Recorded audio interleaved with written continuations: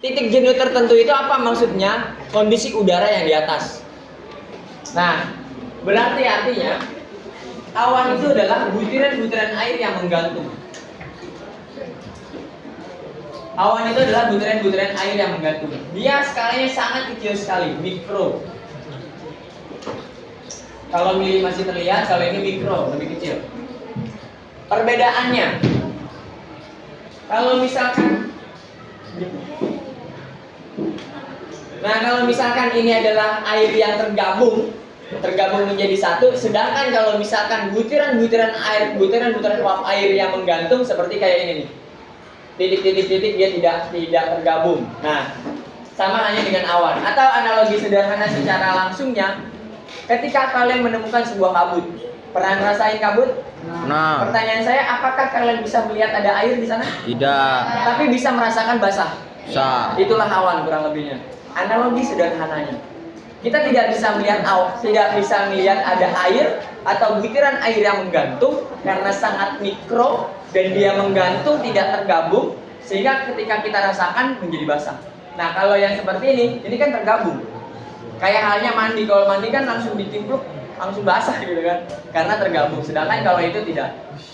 Makanya di sini dia butiran air yang menggantung. Nah, ketika butiran awan yang menggantung itu sendiri akan terjadi hujan. Hujan itu ada 3 penyebabnya atau 3 prosesnya. Proses yang pertama karena dihembuskan oleh angin yang kencang, sehingga butiran-butiran air tersebut akan menjatuh ke bawah. Jadilah sebuah hujan. Itu yang pertama, karena hembusan angin yang kencang. Terus yang kedua, karena di sini sudah tidak mampu menampung lagi.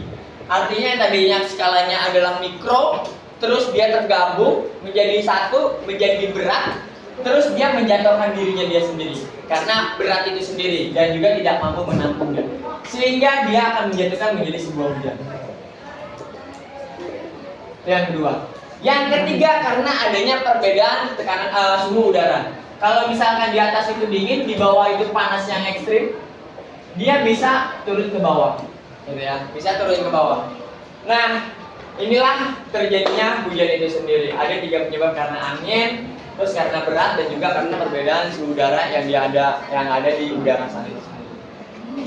Jadilah sebuah awan. Apakah yang awan-awan ini tidak mengandung uap air? Semuanya mengandung uap air. Tapi permasalahannya adalah apakah uap air tersebut bisa jatuh atau tidak? Sebenarnya kemarin menurut keterangan dari BMKG, mereka itu jatuh tapi tidak sampai di permukaan bumi. Karena sebelum sampai ke permukaan bumi, ketika air itu, misalnya contoh dia ada awan turun, jatuh di pohon. Ya, ini awan. Ketika air itu sebelum sampai ke permukaan bumi, dia mengalami penguapan kembali. Jadi tidak sampai di permukaan bumi, sebenarnya mereka pun juga jatuh ke bawah. Tapi tidak sampai ke permukaan bumi, dia belum sampai ke permukaan bumi, dia mengalami penguapan lagi. Wow, seperti itu.